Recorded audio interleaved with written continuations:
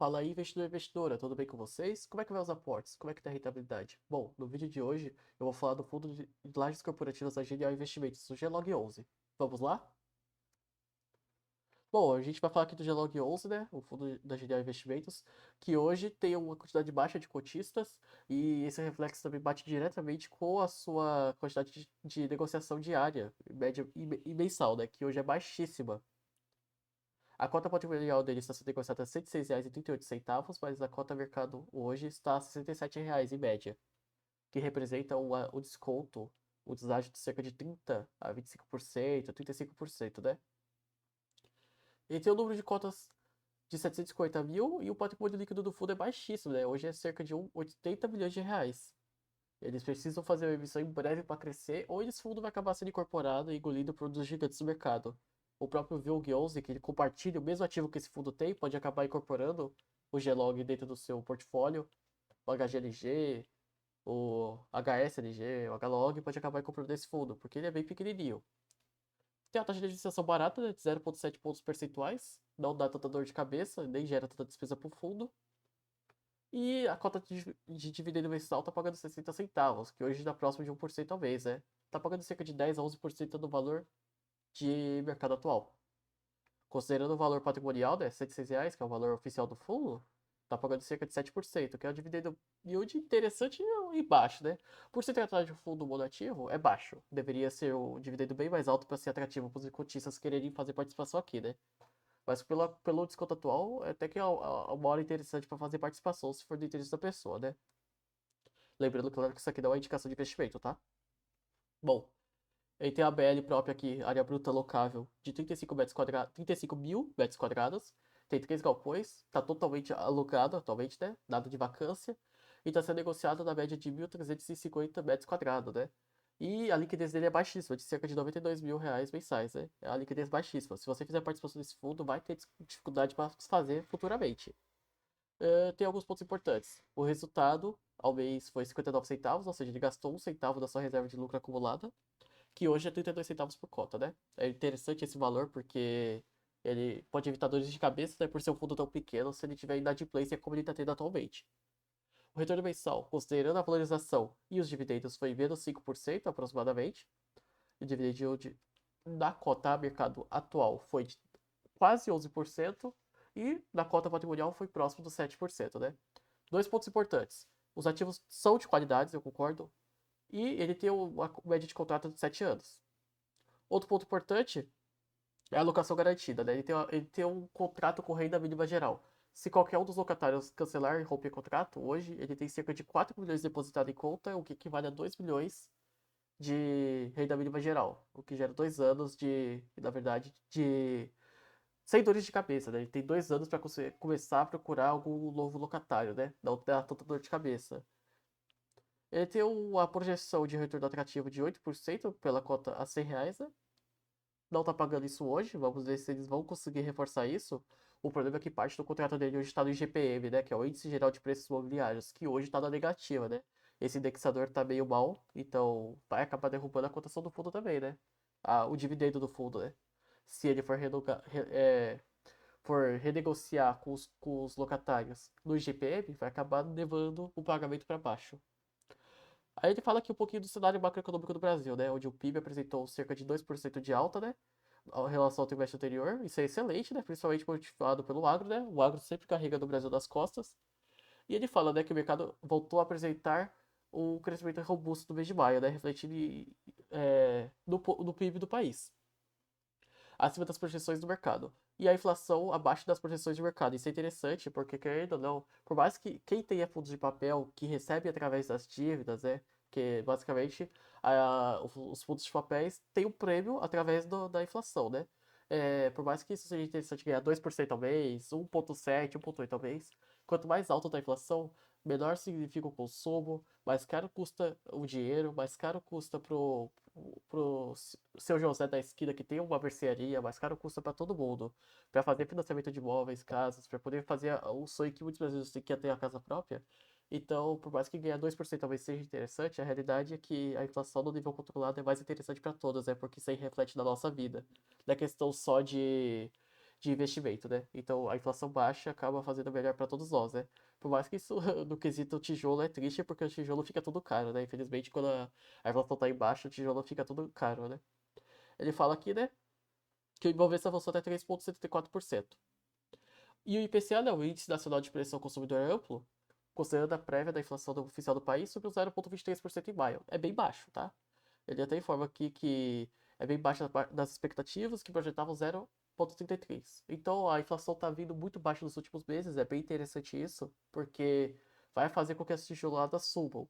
Isso é uma prova que esse fundo está parado no tempo, né? Porque esse desconto aqui de 35%, 30% não é à toa. Ele é monativo, está tendo problema de inadimplência de pagamentos, está tendo problema que ele tem uma centralização muito grande em um dos seus locatários, que tem cerca de 2/3 do fundo locado para ele, né?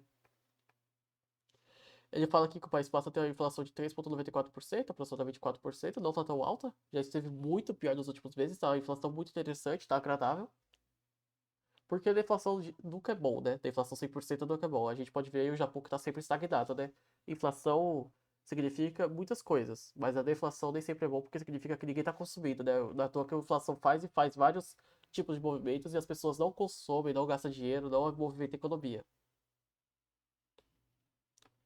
Ele fala aqui um pouquinho, né, que o dividend yield anualizado da cota a mercado atualmente é próximo dos 11% e que a cota patrimonial é próximo dos 7%, né? E ele fala aqui que ele teve inadimplência de um dos seus inquilinos, que é o CT Botelho, né? Onde ele inadimpliu com 100% do pagamento referente ao regime competência de abril, né? Efeito caixa de maio de 2023. Isso aí pode significar que no mês agora de julho, pode ser que tenha uma queda considerável dos dividendos, né? Setembro, agosto, desculpa, e agosto. Pode ser que signifique uma queda considerável nos dividendos, né? Os últimos 2 anos foram muito positivos para o setor logístico, né? Realmente, o setor logístico, para quem comprou HGLG, HSLG, HLog, tá realmente tendo um grande retorno, porque esses fundos são defensivos, né? São fundos de tijolo muito efetivos em segurança e retorno quando ele está em uma posição bem estratégica, como é o caso aqui desse fundo aqui. Só que ele está parado no tempo por conta dos problemas com seus locatários atuais. Bom, ele fala aqui que a vacância global, quer dizer, nacional, reduziu por aproximadamente 10%, né, nos fundos de logístico. É bem interessante essa porcentagem. E que o preço do metro quadrado tá subindo cada vez mais. No primeiro trimestre de 2023 já está em cerca de R$ 24. Ele informa aqui, né, que ele fez uma emissão de captação de cotas, né, de cerca de 75 milhões. E ele adquiriu 50% da fração desse imóvel, que é o Parque Logístico de Pernambuco, que pertencia ao HGLG, né, da CSHG, né? Ele comprou junto do VILG 11, né, o fundo de logística da Vinci Logística, ou seja, ficou na proporção de 50% para cada, né? 50% do fundo é da Genial, 50% não, do ativo é da Genial e 50% do ativo é da Vinci Logística. Não gosto da Vinci, ela faz algumas escolhas questionáveis, mas se esse fundo não crescer, pode ser que ele seja incorporado pela própria Vinci, né, que já tem metade desse ativo, né? É uma possibilidade, né? Ter a liquidação das cotas e ele ser incorporado pela própria Vinci. A gente pode ficar acompanhando, né? Aqui são as fotos aéreas do imóvel, são imóveis bem grandes, né? Tem uma ABL bem considerável, de 70 mil metros quadrados, da área bruta locável, tá? Pra quem não sabe o que é a ABL. E aqui ele fala um pouquinho sobre as receitas, né? A despesa, pra mim, ela é bem baixa, ela representa cerca de 10, 15% das receitas, não é tão alta assim. E é bem interessante atual, porque a gente tem que considerar que o índice que é usado para fazer a renovação de contrato atualmente é o IGPM, né? Que não tá das melhores, né? O IGPM tá tendo deflação altíssima. Então, é incrível ainda que ele tá pagando até com uma taxa bem interessante, né? De próximo de 1% atual. Então, o preço de carrego agora, para esse fundo, é ótimo. Mas temos um problema aqui, que é a liquidez. Esse fundo, ele tem a liquidez baixíssima, de R$ 92 mil. Então, quem comprar agora pode ter a dificuldade de vender, pode ter a dificuldade de vender com lucro, pode ter a dificuldade de vender, porque ele tem a logística, tem a liquidez diária baixíssima, né?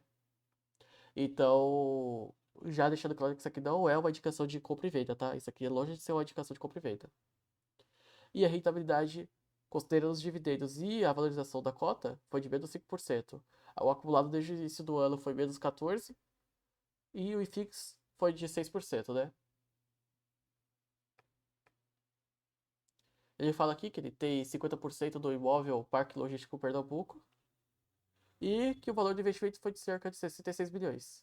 A BL própria dele é 35 mil, e 111, né, metros quadrados, mas a BL total existente do ativo é 70 mil e 222.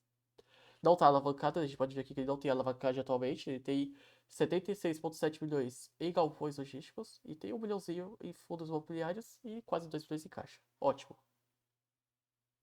Porque, principalmente para um fundo desse tamanho, ele se arrisca agora fazendo qualquer tipo de dívida, alavancagem, seria bem preocupante, né? Porque qualquer dívida aqui pode significar muito. Principalmente pelo problema de inadimplência que eu vou citar agora em pouco, agora à frente. Bom, a ocupação física. Hoje ele tem cerca de 60% do ativo, eu diria que 2/3 do ativo ocupado pelo suporte. E 40%, 30% pelo CT Botelho, né? Ele está 100% locado por contratos atípicos, né? Com média de 7 anos de renovação, tá excelente. Ele fala aqui um pouquinho de segmento, né? Dos seus locatários. E a gente também tem a parte de renda garantida, né? Que são os 4 milhões que ele tem. Que depositado em conta, né? O que gera um grande conforto para os cotistas, né? Eu vou informar mais em breve sobre isso aqui, da conta garantida. E aqui a gente tem um ponto, né? O índice de reajuste dos contratos e renovações é IGPM em 67% dos casos. Isso é preocupante porque o IGPM não está dando uma boa porcentagem de valorização ultimamente, né? Tá tendo uma grande deflação. Isso aqui pode jogar o retorno do fundo para baixo, né? Os dividendos para baixo. Tá, ele fala aqui, né, que o vencimento dos contratos é em média 7 anos. E que em 2027, março de 2027, um dos galpões, que é o galpão B, que tá com CT Botelho, e um dos galpões, que é o galpão C, que tá com suporte, vai ter o vencimento do contrato. E o galpão A, que é um dos maiores participações do fundo, que tá com suporte também, vence só em dezembro de 2038, né? Aqui ele fala um pouquinho sobre o ativo dele, que tá numa posição muito interessante, que é 9 quilômetros do porto de Suape, que é um dos principais portos da região do Nordeste, junto a 35 quilômetros do Aeroporto Internacional de Recife, né? Ali informa aqui, né? Que é os principais ativos da região, né? O Porto de Suape é o principal porto público da região do Nordeste e é uma das principais portas de entradas e saídas do mercado do país, né? Além desse fato, ele também informa, ele também informa que o galpão locado para o suporte tem uma área de pátio, né? Que isso aí pode acabar tendo até uma parte de desenvolvimento aí, né? Desse pátio aí, se eles quiserem fazer também, né? Que possui reforço do piso, sendo capaz de suportar 10 toneladas, né? E tem aqui algumas imagens aéreas do fundo, é um fundo bem interessante, eu acho um fundo que está em uma posição estratégica, é um fundo bem espaçoso, então a gente vai ter que ficar acompanhando, né, como que vai se comportar nos próximos meses.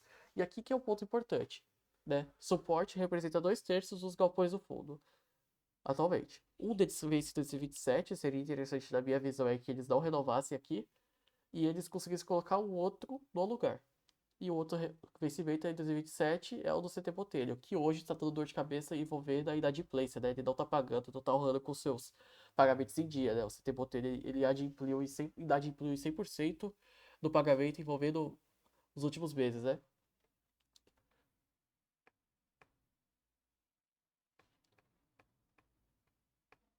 Aqui tem várias informações que eu não vou entrar em detalhes, como por exemplo o valor do preço médio pedido dos estados, né, que são os três principais aqui de negociação, que é São Paulo e Rio de Janeiro principalmente, né? São Paulo está com 24,5 metro quadrado, né? Número de galpões, médio por estados, tem baixo número de galpões em Pernambuco, então é um lugar que pode até analisar, investir no Nordeste, quem sabe algum fundo comece a fazer um desenvolvimento lá. Inclusive é uma tese que eu vou falar em breve, né? Eu vou falar um pouquinho do KNRI, vou falar um pouquinho do TRXF. Um ponto que eu gosto bastante, que não ocorre em muitos fundos, é o desenvolvimento. RBRP também. Não, RBRP? Não, JSRE também. Eu adoro o fato de desenvolvimento. O fato de desenvolver, criar do zero, dá um retorno muito grande, o cap rate interessante, né? Porque a empresa que já tem desenvolvido e vende, com certeza ela já vai considerar todos os custos. E vai ter a taxa dela de lucro, né? Agora, quando você desenvolve, tem um potencial de retorno muito maior, bem interessante, principalmente numa região prestigiada, claro. Aqui ele fala um pouquinho mais sobre lives sobre o fundo, vídeos sobre o fundo, que eu não vou entrar em detalhes. Né? Bom, pessoal, eu gostaria de saber a opinião de vocês. O que que vocês acham desse fundo? É um fundo que está parado no tempo? É um fundo que tem potencial? Acha que vai ser incorporado? Comenta aí Tem fundos que vocês gostariam que eu analisasse? Eu tô de olho para começar a falar do VCJR, que é um fundo de papel que eu acho muito bacana. O KNP, que tá aqui dentro, não tem como. Tem que fazer um vídeo depois das principais gestoras. A Quineia vai estar na lista, Credit Suisse vai estar na lista, Capitânia, né, vai estar na lista. Tem muitos fundos que são excelentes, gestoras excelentes. E eu quero falar aqui com vocês, né? A gente vai ver daqui como que vai ser a regularidade dos vídeos do canal. Ainda não vai ter uma frequência pré-estabelecida. Talvez eu consiga fazer 2 vídeos ao dia, talvez eu consiga fazer 3 vídeos por semana. Eu ainda vou fazer um compromisso com vocês. Adorei o vídeo até aqui, tá? Eu tô adorando fazer esse canal. Quero aprender mais, quero compartilhar com vocês e aprender conhecimentos novos. Vejo vocês em breve. Até a próxima. Valeu, pessoal.